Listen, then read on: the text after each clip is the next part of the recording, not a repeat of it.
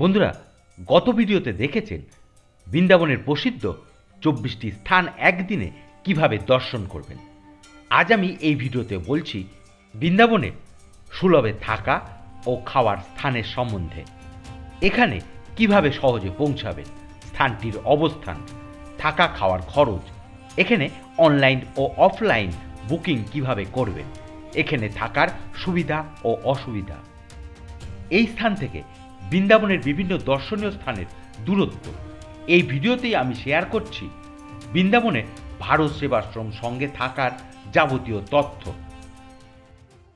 সবার প্রথমে দেখে নিই বৃন্দাবন ভারত সেবাশ্রম সংঘের অবস্থান। বৃন্দাবন রেল স্টেশন থেকে বৃন্দাবন ভারত সেবাশ্রম সংঘের দূরত্ব প্রায় 150 মিটার। বাসস্ট্যান্ড থেকে স্থানটির দূরত্ব প্রায় 500 মিটার। মথুরা থেকে বৃন্দাবন ভারত সেবা সংঘের দূরত্ব প্রায় 11 কিলোমিটার। বৃন্দাবনে খুব বেশি ট্রেন চলে না, তাই মথুরা থেকে এখানে আসা সুবিধাজনক। মথুরা স্টেশন থেকে শেয়ারে অটো বা সিটি বাসে এখানে আসা যায়। খরচ জনপ্রতি প্রায় 30 টাকা। প্রবেশ করলাম বৃন্দাবনের ভারত সেবাশ্রম সংঘে। প্রবেশপথের ডান দিকে রয়েছে মন্দির। এই মন্দিরের পাশেই আছে অফিস। এটা বৃন্দাবন ভারত সেবাশ্রম সংঘের কার্যালয়। এখানে এসে রুম বুকিংয়ের জন্য যোগাযোগ করতে হয়। সাধারণত অনলাইন বা ফোনের মাধ্যমে এখানে বুকিংয়ের ব্যবস্থা নেই। সরাসরি অনলাইন বুকিংয়ের ব্যবস্থা না করা গেলেও যাত্রাধাম.org-র সাইটে গিয়ে অনলাইনের বিষয়টা দেখতে পারেন। এখানে আছে থাকার জন্য বিভিন্ন ধরনের রুম। 500 থেকে 600 টাকার মধ্যে নন এসি, দ্বিশয্যা বা 3 শয্যার ঘর পাওয়া যায়। এসি রুমের জন্য খরচ পড়ে প্রায় 1000 থেকে 1200 টাকা বা তার বেশি।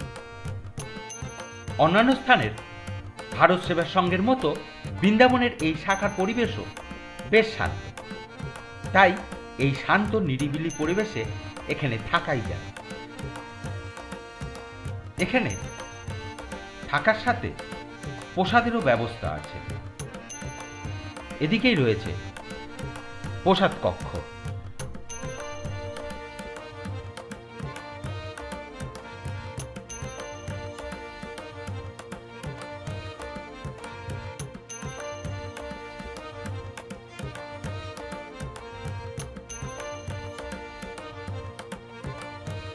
বন্ধুরা, এবার দেখে নেওয়া যাক বৃন্দাবনের এই সংঘের একটি 3 শয্যার রুম। এটা একটি 3 শয্যার ঘর। ঘরে প্রয়োজনীয় সব কিছুই আছে, তবে ঘরটি বেশ ছোট।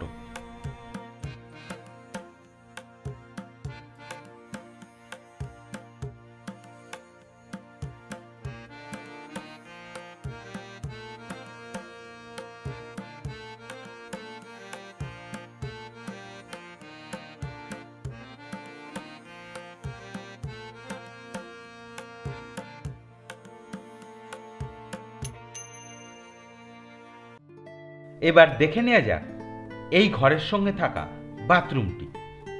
এটা এই রুমের বাথরুম। এই রুমের জন্য আমাদের খরচ হচ্ছে 3 প্রতি 600 টাকা। বাথরুম ও রুমের অবস্থা খুব ভালো এ কথা বলতে পারবো না, তবে থাকার মতো টাকা অনুযায়ী ঠিকঠাকই আছে।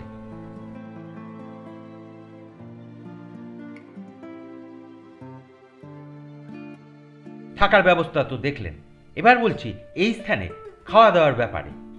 এখানে একবেলা শুধু দুপুরে খাবারের ব্যবস্থা আছে। খাবারের জন্য কুপন সংগ্রহ করতে হয়, যা সকাল 7টা থেকে সকাল 9টা পর্যন্ত সংঘের অফিস থেকে সংগ্রহ করতে হয়। এই প্রসাদ গ্রহণের জন্য কুপন মূল্য 70 টাকা। প্রসাদে থাকে ভাত, ডাল, 2 ধরনের তরকারি ও চাটনি। প্রসাদের সময় বেলা 12টা। এখানে আছে বিশুদ্ধ পানীয় জলের ব্যবস্থা।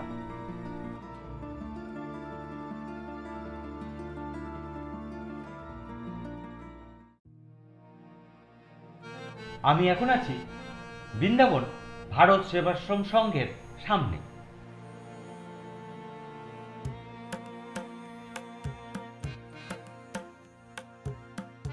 সংঘের সামনে থেকেই পাওয়া যায় অটো ও টোটো, তাই এক স্থান থেকে অন্য স্থানে যেতে তেমন সমস্যা নেই।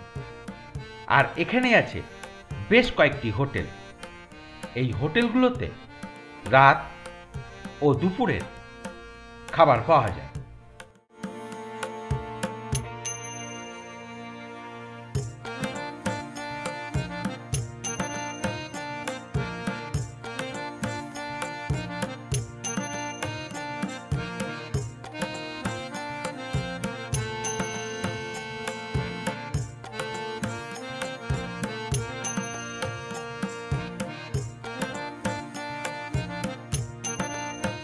এটা ভারত সেবাশ্রম সংঘের মন্দির। এখানে প্রত্যেক দিন সকাল, দুপুর ও সন্ধ্যায় আরতি হয়।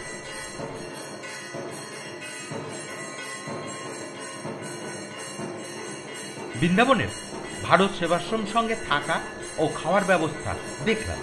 এইবার দেখি এই স্থান থেকে বৃন্দাবনের প্রসিদ্ধ স্থানগুলোর দূরত্ব।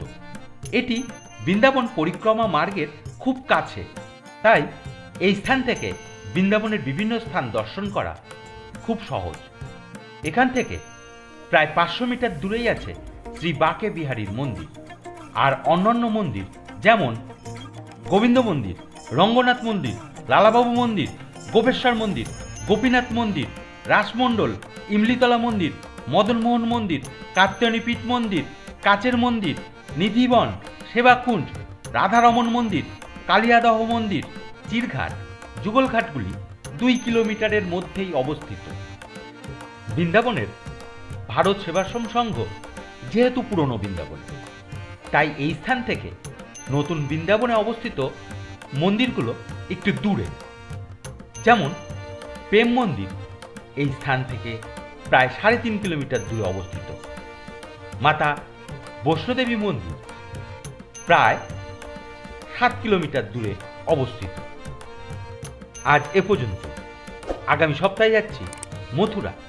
দেখতে সফর সফর ভ্রমণ চ্যানেলটি সাবস্ক্রাইব করতে পারেন। ধন্যবাদ।